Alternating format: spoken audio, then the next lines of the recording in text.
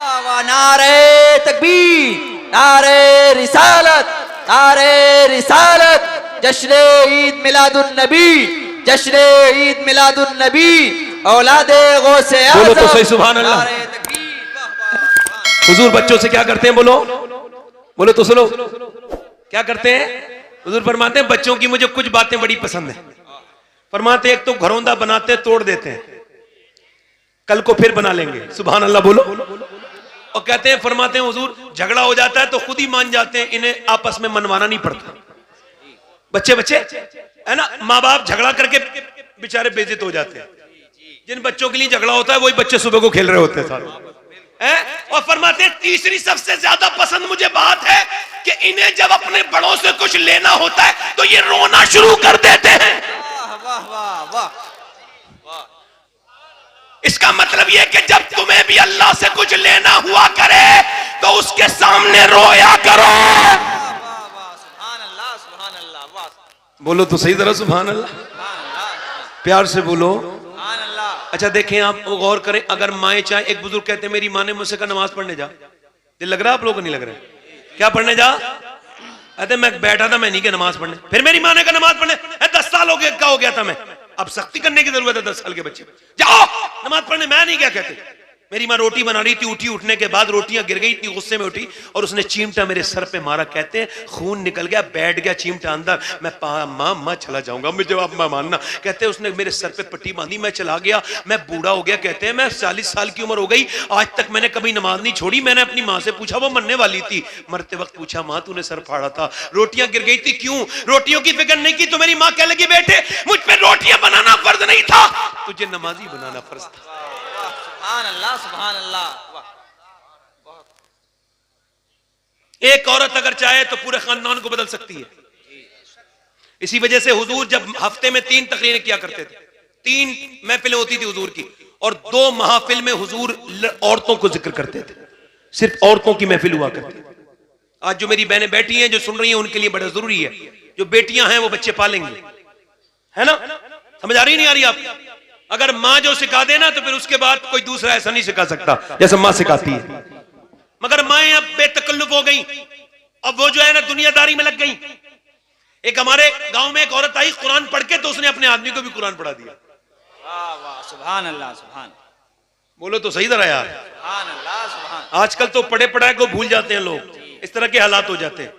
एक औरत अपने मर्द को लेके जाती है बाजार, जो अपनी बहन के साथ कभी नहीं गया, जो अपनी माँ के साथ कभी नहीं गया, उसे लेके जाते हैं और लेके जाती एक बाजार से दूसरे बाजार से, दुकान पे एक दुकान, वो जाती रहती है, एक दुकान पे दूसरी दुकान पे तीसरी दुकान पे जाती रहती है। तवज्जो करें मेरी तरफ यार। और ये पीछे पीछे साहब ये बच्चा लेके घूम रहा है ये आदमी। मैं जब इस तरह का सीन देखता हूं तो ऐसा महसूस होता है जैसे बिल्ली जो है ना वो चूहे का शिकार करने के बाद फिर उससे खेलती है। अब वो लेके जा रही है। अगर एक औरत अपने मर्द को बाजार में ले जा सकती है तो मस्जिद भी भेज सकती है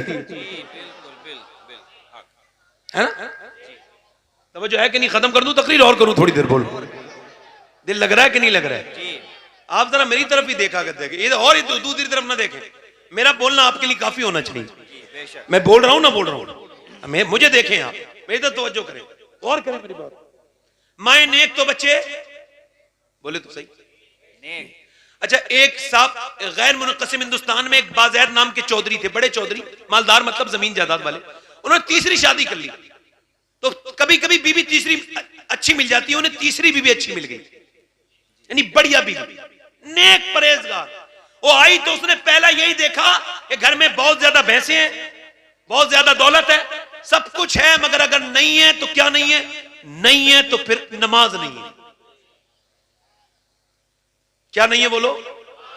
तो उसने सोचा अब नमाजी कैसे बनाना है भाई। तो उसने देखा चौधरी की बीवियां 3 है मगर सोता बैठक में है। लोग पहले बड़े समझदार होते थे, बीवियां 3 है मगर सोता बैठक में है। अब तो बैठकें बनती नहीं, सब अंदर एंट्री हो रही है। दोस्त भी अंदर, बेटे भी अंदर, और रिश्तेदार भी अंदर, और सब लोग उनसे पूछो तेरी बहन की दोस्ती है? भाई तो आपकी दोस्ती है जो इसे दोस्त को अपने घर में ले आया। वो कहती है मैंने देखा कि वो नौकर दूध लेके जाता है, तो उसने सोचा क्या करूं, तो उसने ये सोचा कि नौकर के से बात करती हूं। उसने कहा नौकर मैं दूध लेके जाऊंगी। उसने कहा ठीक है। वो दूध लेके गई तो चौधरी ने हैरत से पूछा मेरी बीबियां पहले भी 2 हैं, वो कभी नहीं आई, आप क्यों लेके आई? लेकिन मेरा ज्यादा हक बनता है आपकी खिदमत करने का। कैसी नेक औरत थी। उसने कहा ठीक है। उसने दूध पिया। इसने कहा अगर आप इजाजत दें तो आपके जरा पांव दबाना चाहती हूँ। इजाजत है। पांव दबाती रही। चौधरी रात होने लगी ना, तो चौधरी की आंखों में नींद आने लगी, तो बोली चौधरी साहब आप तो सो रहे हैं, अगर इजाजत दें तो सुबह फजर में उठा दूं। सुभान अल्लाह, सुभान अल्लाह, बोलो सुभान अल्लाह। वाह। मर्द होता है मगरूर, जी। अक्सर मर्द मगरूर होते हैं, कहते हैं मैं मुझे समझाएगी, भाग यहां से। भगा दिया, बेइज्जती कर दी। आपके लफ्जों में बेइज्जती कर दी, मगर अल्लाह वालों की बेइज्जती कभी होती नहीं है। अब वो जो है ना चली गई, दूसरे दिन फिर आ गई, कहने हुजूर दीजिए दूध। कहते एक नमाज के लिए ना कहेगी, कहा आप पीजिए तो दूध तो पीजिए। आप दूध पिलाया, उसके बाद बैठ गई कदमों में, कहा हुजूर पांव दबाने की इजाजत। कहा ठीक है। दबाती रही। काफी देर हो गई, आधा पौन घंटा 1 घंटा गुजर गया। चौधरी की आंखों में नींद आने लगी, तो कह लगी चौधरी गुस्सा मत करना, नाराज ना होना, खुदा के वास्ते अगर आपको बुरा ना लगे तो सुबह फजर में उठा दूं। उसे क्या पता था, उसने ऐसी लात मारी, ऊपर का पलंग था, नीचे गिरते ही मुंह फट गया, मुंह के बल गिरी, दांत में चोट लगी और होठ फट गया, खून टप नीचे गिर रहा है, खून के कतरे नीचे गिर रहे हैं। मगर मियां एक लफ्ज नहीं कहा। न जाने कितने नेक बाप की औलाद थी और न जाने कैसी मां ने उसको पाला होगा, कैसी नेक अजीम मां की अजीम बेटी थी। एक लफ्ज नहीं कहा, मैं तो तुम्हें नमाजी बनाना चाहती हूं, तुम मुझे मारते हो। उठ के जो है ना रोती भी चली गई। दूसरे दिन फिर आ गई, पिटती थी, कुटती थी, रोज कई हफ्ते गुजर गए। तो चौधरी बोला तू चौधरी की बेटी है, बड़े जमींदार की, क्यों जलील होती है रोज, क्या बात है आखिर रोज पिटती है? कह लगी चौधरी मैं नमक हराम नहीं हूं, नमक हलाल हूं।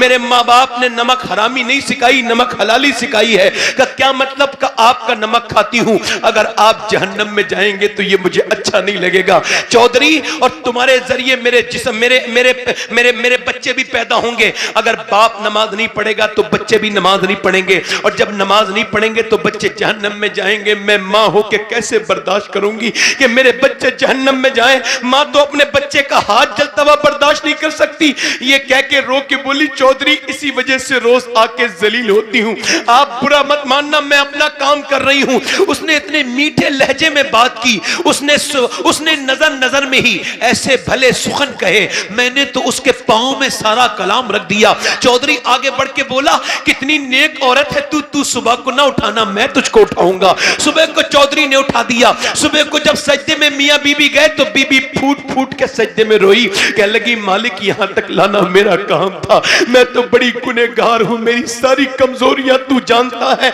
मेरे रब में यहां तक लाना मेरा काम था। दिल तो मैं नहीं बदल सकती ना, दिल को तू बदल दे, इस आदमी के दिल को बदल दे।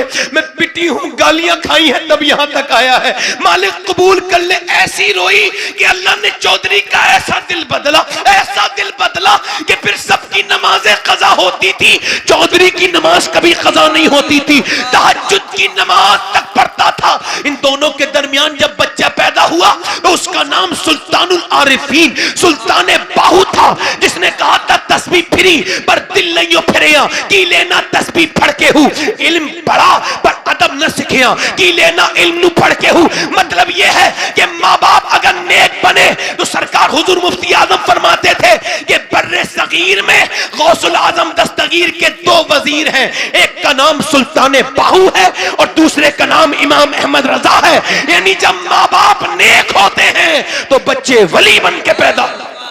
सुभान अल्लाह, सुभान अल्लाह, जिंदाबाद जिंदाबाद। वासिफ अली वासिफ फरमाते हैं कि अगर माँ बाप अभी तो बेनमाजी और बच्चे नमाज, अगर माँ बाप अब तक बेनमाजी हैं और वो ये चाहते हैं माँ बाप कि बच्चे अब नमाजी बने, तो वो अब नमाज शुरू कर दे। अब नमाज अल्लाह ने औलाद दे दी है तो नमाज, क्योंकि अब तक वो अकेले बेनमाजी थे, अब नस्ल बेनमाजी हो जाएगी। अच्छा कहते हैं सहाबा लाजवाब थे कि नहीं थे भाई? आपको पता है सहाबा कौन है? बताएं जरा। आज पीरों फकीरों के बारे में बड़ी इंफॉर्मेशन है और होनी भी चाहिए, हम सबके ईमान का हिस्सा है औलिया इकराम, मगर सहाबा हिस्सा नहीं है क्या?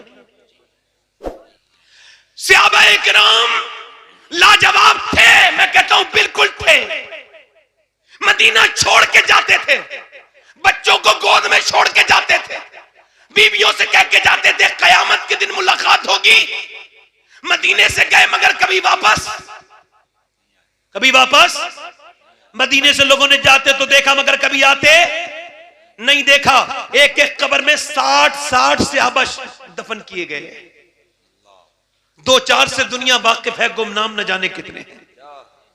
मदीने को वापस कभी वो नहीं आए। उन्होंने ना खुशकी देखी, न दरिया देखा, न सहरा देखा, न उन्होंने तंगी देखी। पेट पे पत्थर बांध के लड़े, समंदरों में लड़े, सहराओं में लड़े, दरियाओं में लड़े, बादशाहों से न डरे, सुपर ताकत से न डरे, सबसे टकरा गए। किसी से उन्होंने कोई खौफ नहीं खाया। इकबाल उनके बारे में कहता है हट न सकते थे, अगर जंग में अड़ जाते थे, पांव शेरों के भी मैदान से होकर जाते थे, तुझसे सरकश हुआ कोई तो बिगड़ जाते थे। ते चीज ही क्या हम तोप से लड़ जाते थे। दश्त तो दश्त है, दरिया भी न छोड़े हमने, बहरे जुल्मात में दौड़ा दिए घोड़े हमने। दी अज़ाने कभी यूरोप के कलीसाओं में, कभी अफ्रीका के तपते हुए सहराओं में। शान नजरों में न जचती थी जहांदारों की, कलमा पढ़ते थे हम इच्छाओं में तलवारों की। आ गया ऐन लड़ाई में अगर वक्त नमाज, किबला रूह हो के ज़मीं बोस हुई कौमे हिजाज। एक ही सब में खड़े हो गए महमूद और न कोई बंदा रहा और न कोई बंदा नवाज। बंदा साहिब मोहताजो गनी एक हुए, तेरी सरकार में पहुंचे तो सभी एक हुए। तू ही कह दे कि